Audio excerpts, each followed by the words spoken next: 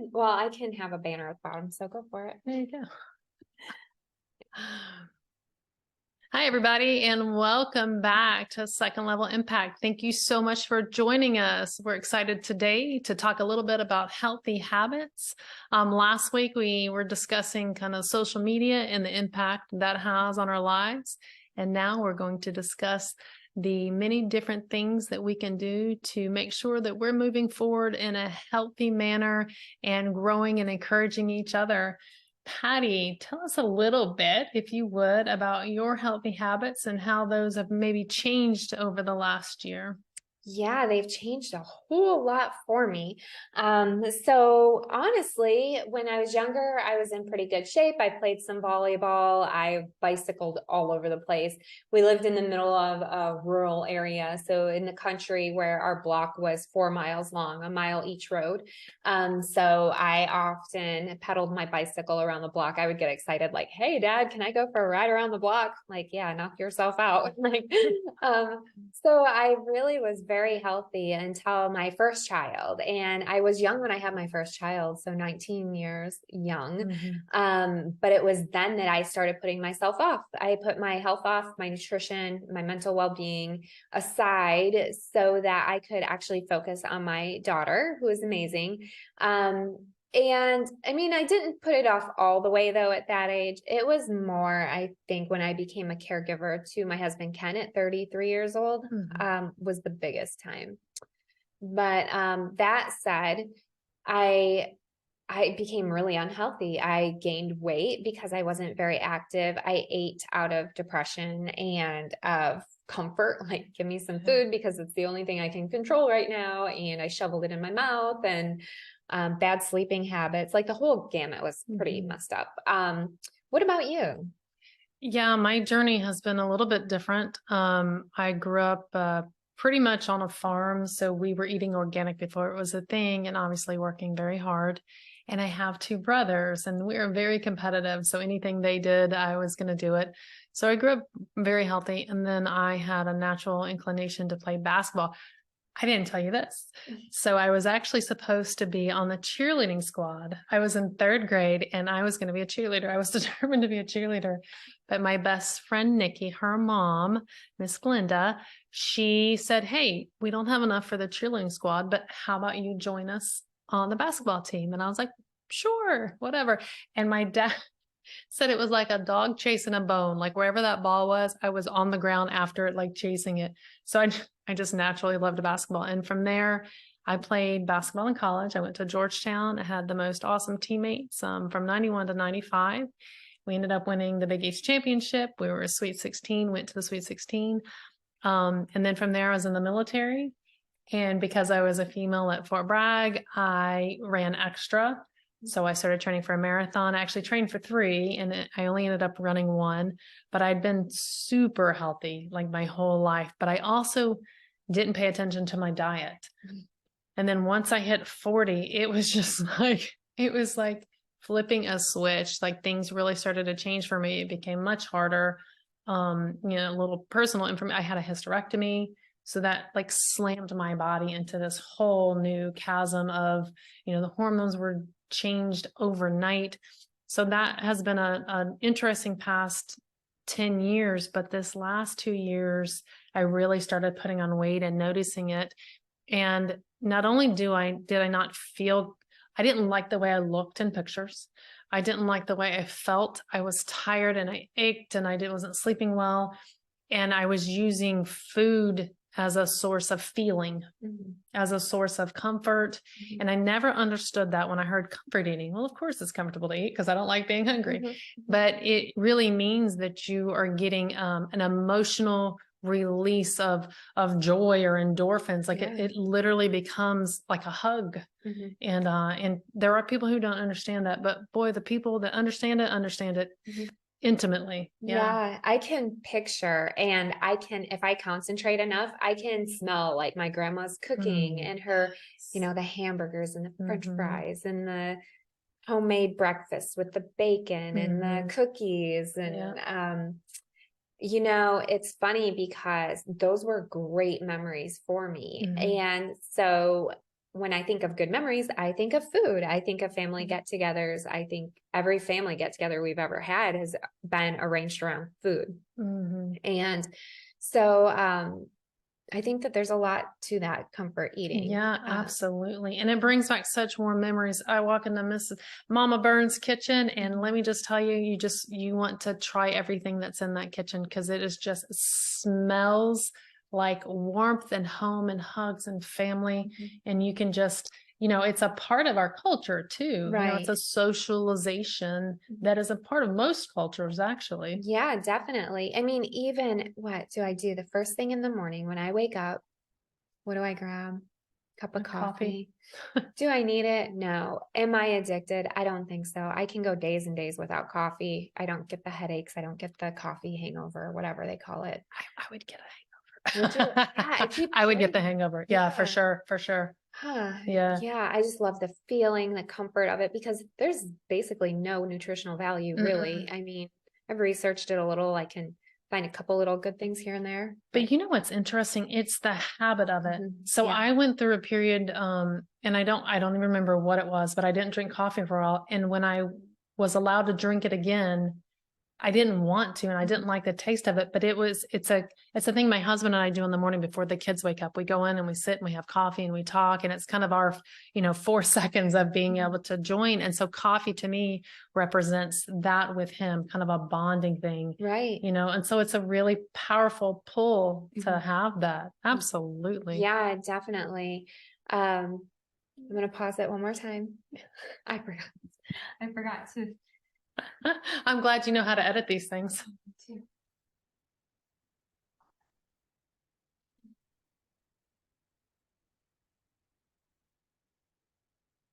So yeah, the comfort food is a really big deal. The coffee is a really big deal. I've read there's some positive effects of coffee somewhere. Yes. So I think in coffee, and I think Americans are switching to tea. Green tea has powerful antioxidants that are good for you.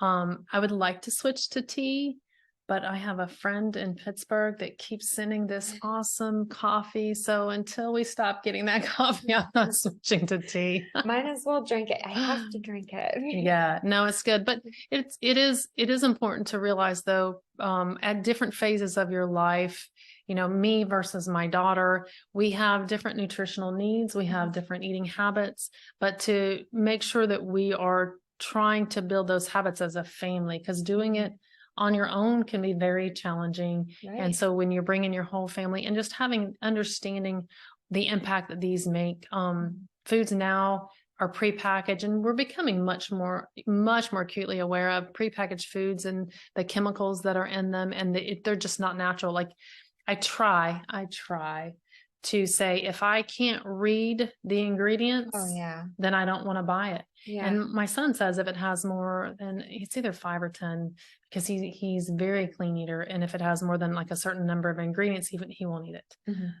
So I think just kind of just starting to just put that into our mind, like, hey, this is not, we're choosing our tongue, our taste buds over every other organ, over every other piece of our body. We're choosing our taste buds.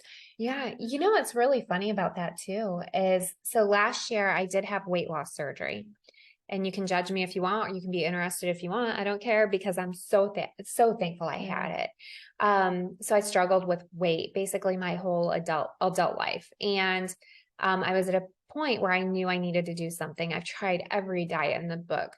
Well, something that I don't think any of my listeners has ever heard of before is I have something called Ehlers-Danlos Syndrome. It means I'm super duper duper stretchy. So if you're watching this, like you can see, I'm very double jointed. Like I thought this was normal, but it's not.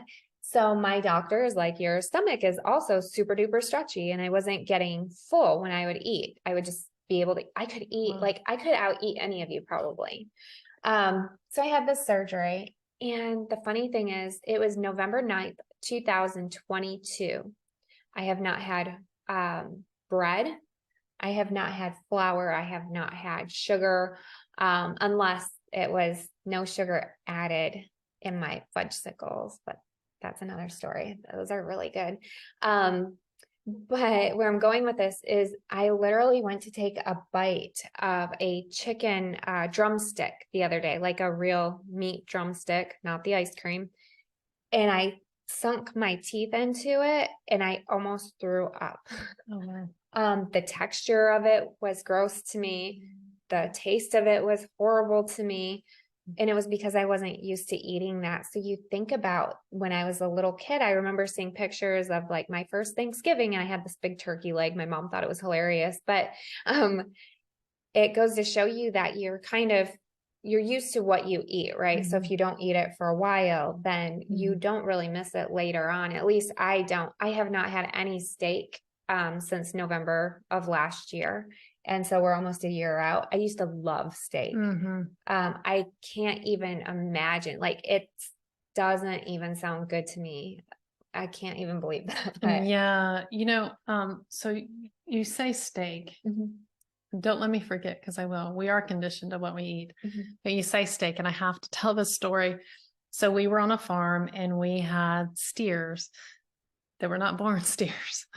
And we took care of them. And of course, we named them. Oh. Yeah. So we moved from Florida to moved.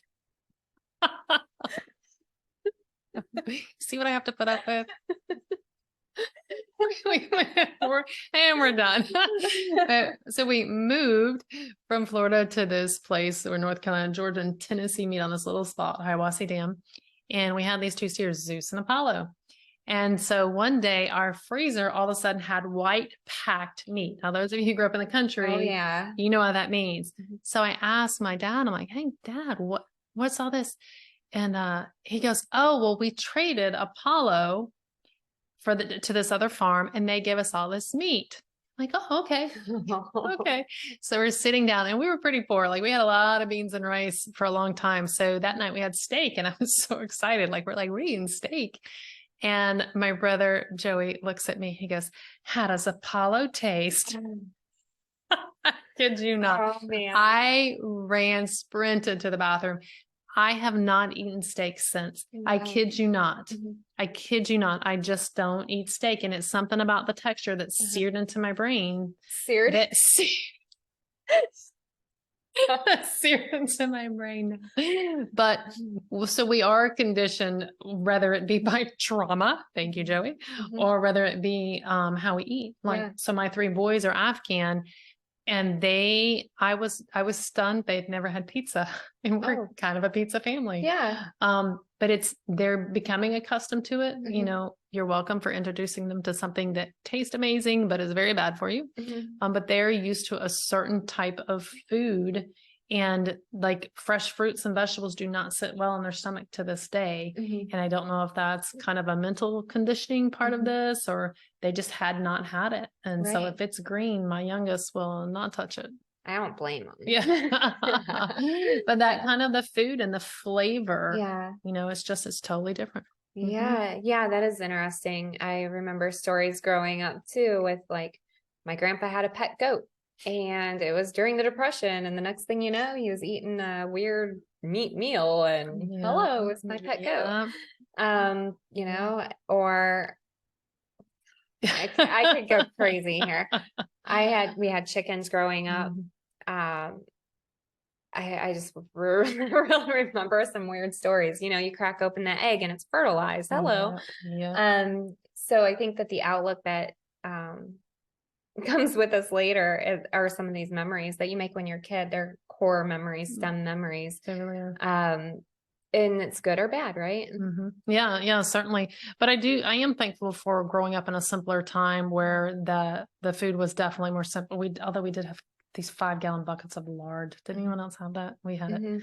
But it was a simpler time. And I think that the billions of dollars that Americans spend on nutrition and diet and health products really reflects our desperation to get back to a point where we are eating healthy and we are feeling the impact of the chemicals in our body. I know for a long time I was aching and I felt like I constantly had the flu, like just not sleeping well.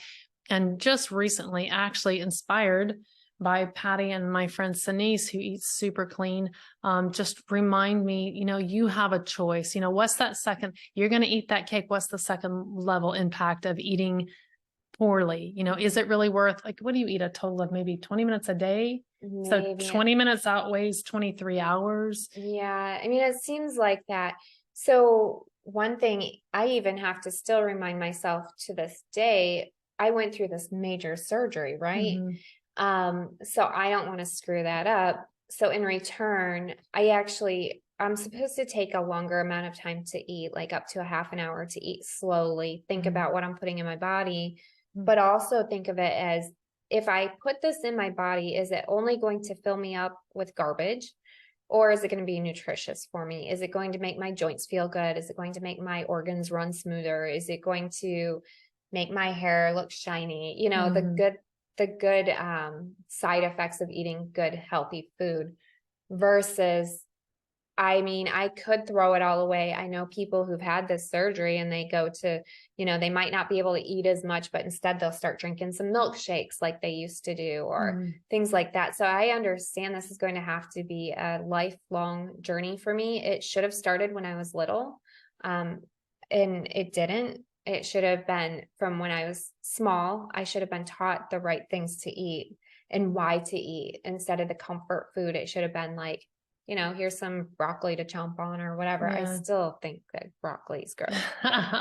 But we didn't know back then, but they are so much smarter. My son wants to be a naturopathic doctor, and I had to look that up, but literally using food as medicine instead of, hey, you have high cholesterol, here's a pill. It's, hey, why? Like the why behind you have high cholesterol or diabetes. And it's not that nothing changes overnight, but using food as preventative medicine. So last time I went to the doctor, I'd had elevated cholesterol, which was a shock to me. And she immediately prescribed me medicine. I'm like, no, let's try this another way first. And I was lucky because we caught it early. Yeah. But I just didn't want to get stuck on pills and take a pill to counteract the pill and how the pill was reacting to another pill. And I just don't want to go down that path yet. And while I still have some of this, where I'm still able to course correct and make that impact of my food, I want the second level impact of how I eat to be a positive one as opposed to a negative one. Yeah. Yeah, it was funny. Candace and I were recently in Washington, D.C., and it was the first time in years I felt excited. I felt healthy, and I was literally running to an appointment. Like I was bouncing down the steps all happy and like running down the sidewalk. And if you had caught me a year earlier, I would have probably fallen down the stairs, broken my knee. I don't know. My knees did hurt last year. Are they feeling better? Yeah. And it's incredible. The mental capacity is so much more alive. I feel like I was just going day by day before, and now I feel really happy, excited for the day to start. Most of the days. Some days I still am like, man, I'm tired, but it's because I stayed up till 2:00 in the morning. Right. Yeah. And if we think about the way our bodies were designed, like, people say you wouldn't put sugar in a gas tank. Well, it's the same for us. Like some of the chemicals, if you stay as pure as you can, and eating organic is expensive. Like with our family, with the 7 of us in the house right now, it's almost impossible. But eating as clean as we possibly can and keeping the foods pure, like this is how it was brought on the earth, that I can probably eat it, that kind of mentality. But like sucralose, they're just now saying, oh yeah, by the way, this causes cancer. Yeah. Like how many Diet Coke drinkers are there out there? First it was, what was the first one? The saccharin? Yes. Like in the sweet and low. Remember a Tab and oh gosh. Yeah. You hear the jingle in your head, don't you? I'm just wondering about that Zima back in the day. That stuff was horrible. That had to have something horrible in it. I thought that was the coolest stuff ever. That clear drink. It was way ahead of its time. Think about it now, because you've got these like seltzer things. It was probably ahead of its time. I wonder if you can still buy Zima. That is a good question. Somebody let me know. Let me know if there's still Zima out there. I'd appreciate that. Yeah. And what are you all doing for your health? Where are you at? Are you still yo-yoing? Or like I have a friend, Ian McNamara, I went to high school with, and he has no idea. Maybe he'll listen to this. I don't know. But when he was younger, he was on our football team at school. He was like the guy of the school. You know how the school has one guy who is the epitome of everything to do with sports, everything to do with handsome, everything to do with muscle. He was everything to do with everything. Yeah, he was that guy. And then we had a couple other guys who were very close to that guy. You know, they had the muscles, they had the health and everything. But Ian has continuously worked out through his life. He's been through, you know, he played sports in high school, through college, and he's still doing amazing. And I see him like building obstacle courses in his backyard. That's great. Yeah. And then I see some of my other friends who they were close to Ian, and now they're like literally, oh, my back hurts. Like I can't make it another year because I'm so fat and I can't get out of my chair. Yeah. I tell you what, my mother-in-law actually, she's in her late 70s. And you would never know it. She doesn't have an ache in the world, and she is so healthy and looks 20 years younger, but she always eats salads and exercised almost her whole life, and just nothing crazy. There weren't marathons and, you know, gyms kind of back then, but she just would do her walks and do like a little light lifting. And she is amazing. Like I want to be her in my 60s. I would love to be as healthy as she is at the end of her 70s right now. But it is really about these small decisions, taking care of yourself, and you can still course correct. Like I have been fortunate enough that I caught it. I caught myself going down that path where I didn't want to get off the couch. And this comes from someone who was a kind of a high caliber athlete. And I caught myself going down that path. It's so easy to get caught up in that. And the problem is mental health is a part of this healthy habit. And when I'm not physically feeling well and I feel those aches and, you know, pains and don't want to get out of bed, it really impacts my mental health. And when you have the two of those, that is not a good combination. And people really go into some serious depression because of the powerful combination of those two. Absolutely. Mental health goes hand in hand with your fitness, your, you know, the exercise, what you put into your body, the nutrition, hydration. People don't drink enough water. And then you have to make sure it's filtered water, which I do, because the chemicals that they're putting in the water is crazy as well. You have to watch everything nowadays. The meat at the grocery store, you'll see some of them say distributed by the USA or in the USA. You have to see where did it come from before it was distributed here. And what do you do? So we know to watch out for sucralose and look for bad ingredients and lectin and soy and sunflower oil and all these things. Like we can look this up. But how do you mentally get yourself, like, how do you surround yourself? How do you find people that are like-minded, that encourage you to kind of move forward in the direction you want to go? Honestly, for me, you would not believe it, but I'm pretty introverted. I am an extrovert for work and on the camera for work, for whatever kind of work I'm doing. So for me, it's a little bit harder. I would rather exercise online, honestly. So I have a virtual headset. I put it on and I'll exercise on that. And I think it's really fun. I do kickboxing on it and everything. But also I find smaller classes for myself. So I had this kickboxing class. It was a blast. It was super small. That's more my thing. Or I joined this one gym. I'm literally the only person when I work out there. I go at a certain time and I have a key fob for it, and I'll go in there when nobody else is in there. But then I also make sure that my friends I'm surrounded by, which are a select group of friends. You know, Candace, she's always really encouraging, like, when we get together, we'll walk in DC for a little bit, or just having these conversations is beneficial. Yeah. And I think it's important to note that as we age, fitness looks different. Like if I try to play basketball now, my son will con me into, hey, Mom, let's go play basketball. And mentally, I want to go there and my body's still here. So that doesn't work out. But basketball, I can't do it anymore. It hurts my back, my knees. I certainly am not running a marathon anytime in the next couple of days, but it looks different. And so, feel that it is important to know, start where you are with stretching, with walks, with gentle walks, and then you can build to whatever you want to build to. But right now, as you start your journey or you continue your journey, definitely start at a pace that makes you want to continue. Because I think one of the ways that we set ourselves up for failure, like I'm like, well, I've run 26.2 miles before. I should be able to go out and run 5 miles today. Not having run for a year. Right. And all I'm going to do is hurt myself. So learning to be comfortable in 90% of the battle is going to be getting out of the door. I don't care if you walk to your mailbox, but make it a conscious decision that you're doing this for you to get out of the house. I think that's important to do, because that's the hardest part, is lacing up your shoes and actually walking out of the door. Yeah. And you know what? No excuses. So I interviewed this guy one time on a podcast that I have, Wake Up with Patti Katter, shameless plug. So I interviewed this guy, Travis Strong, on my show, and he, like I said, he's an amputee, and if he can go out there and exercise, and I mean, he's buff. If he can do all of that, what the heck is my excuse? Yeah. Or I have another friend, he was a quadruple amputee, and he had a double arm transplant. And he is, lifting weights. Like, if he can do it, what the heck is my excuse? Yeah.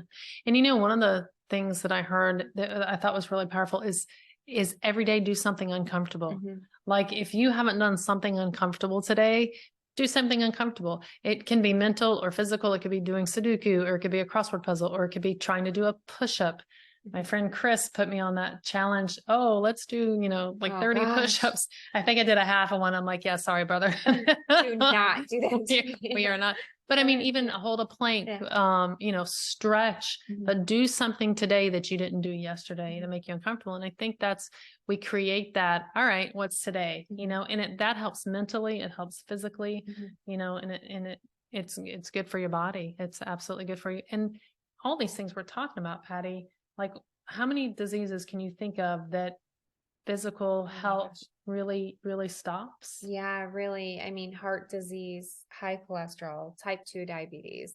Oh my gosh, there's so many different things. Even like I had mentioned, was that today? I mentioned how I'm very flexible. Oh yeah, I'm really flexible, and I'm talking about like, hey, I'm really bendy and all this stuff. But what people don't also realize is with Ehlers-Danlos syndrome, like, I look good, right? As far as physically okay. I don't mean like, hey baby, I look that kind of good. I mean, like, I have all my limbs. I look like I'm pretty healthy, but my back will get sore really easy because I can contortion myself all sorts of ways.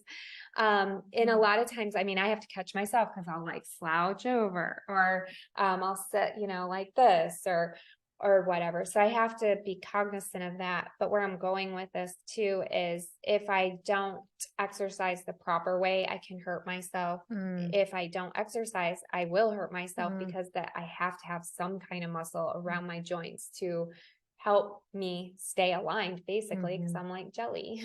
Yeah. Have you tried anything different or unique? Well, I didn't realize, I thought massages were just because they felt good, but there is actually medicinal purpose behind massages that remove toxins from your body. Or what's the one with the needles? Oh, like the acupuncture. Yeah, the one with the needles. Yeah.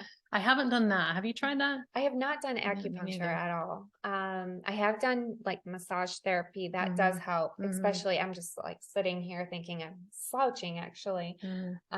Or I'll do a lot of different supplements, as long as you check to make sure the source of the supplements, because that's a whole nother show probably to discuss that. But meditation has been really great, especially for the mental health aspect of it. Yeah, that's huge. Yeah. When I notice for me, I know if I wake up, if the first thing I do is read the Bible and have coffee with my husband and then do my exercise, if I can do those 3 things in the morning, man, my day never fails. It's awesome. But if I miss one, it can get me a little sidetracked. But if I start off with those 3 things, it is amazing how positive I am. I interact with people better. But when I don't take care of my mental health, my spiritual health, and my physical health, I'm grumpier and I'm less patient and I'm more willing to not be the friendliest driver on Florida roads. No, I see that. I have this friend, he's also a podcaster, and he says to me one day, what are you doing to take care of yourself? You're doing all of this other stuff. Right. And I said, well, usually before bed, I'll like try to do my exercising because I feel like it's just finally at the end of the day, I finally have a little extra time. And he's like, nope, you're doing it wrong. You have to do it first thing in the morning. You put your, basically, you know, everything that we've talked about, you put your nutrition first, your mental health, your physical health, put it all first, put yourself first so that the rest of the day lines up. Yeah. And you know, one thing I think that's been very important for me is finding the why behind doing it. And it's bigger. And I know some of the moms and some of the dads for sure as well, we have a hard time. We're so giving to, you know, we've got to go get the groceries and sports and take the children and do our job and all these other things. And for me, I was at the point where I'll just get to it tomorrow. I'll start tomorrow. But the why behind it is for those people. It is for my friends. It is for my family. It is for my children. Like I'm exercising for all of us and taking care of all of us. And then when I look down the road, I do not want my children to, if something happens and it's out of my control, I understand. But if it's because I have allowed myself to get to a position where I have to require help, like I'd like to prevent that if I can. Absolutely. And that's super important to remember. I think that's a good reminder for everybody, right? Because at the end of the day, you don't want your kids to say like, oh yeah, my mom died because, you know, she wasn't eating very healthy. She ate fat all the time. You know, the things that you know can be prevented versus, man, my mom went out skydiving and at least she went out fun, you know, or even having a stroke and then having to have people take care of you. You know, if you're smoking a pack of cigarettes a day and drinking a whole bunch of Coca-Cola and, you know, apparently it is an 80% preventable. Strokes are like strokes run in my family. So I know there's always a genetic component, but 80% of strokes they figure are preventable by lifestyle changes. 80%. Isn't that phenomenal? It is. Yeah. So drinking, smoking, sedentary lifestyle, and none of this. I'm the world's worst. I'll go through the news feed, but then I'll say 8 new ways to, you know, and it's always the exact same. Eat healthy, exercise, get sleep, take care of your mental health. You know, it's the same, and it really does make it's life-changing. It's life-changing to take care of yourself. It is definitely. And, you know, it helps reduce a lot of stress too, especially, you know, if you're eating nutritious and you feel good and you're not taking medications and then taking more medications because of those medications and taking more medications because those medications, it's a vicious cycle. And then, you know, so if you're eating healthy, if you are in a good place mentally and physically, it's so important. And honestly, if you're taking care of your mental health, it goes hand in hand with the stress reduction, which we're going to actually be talking about next week is stress reduction. Fantastic. So stress reduction and hopefully some tips on maybe how to reduce the stress in our lives. And you could share some tips with us on how to reduce stress. Yes. What are the ways that you reduce stress? And I feel like I'm keeping Candace on her toes. I'm going to throw out one thing, the number one most used thing to prevent stress reduction, according to the men in my Facebook group, is sex. Wow. I did not see that coming. I'm going to have to tell my poor husband that. Yeah. Oh my gosh. And that's another show on top of that. Is another show, not today. Yeah. Well, thank you all so much for joining us again. And we really look forward to seeing you next week and just appreciate your support. Thank you. And we'll see you next week talking about stress reduction. Yes. Thank you. And head over to Second Level Impact on our social media feed, Instagram, and our Facebook group. See you there.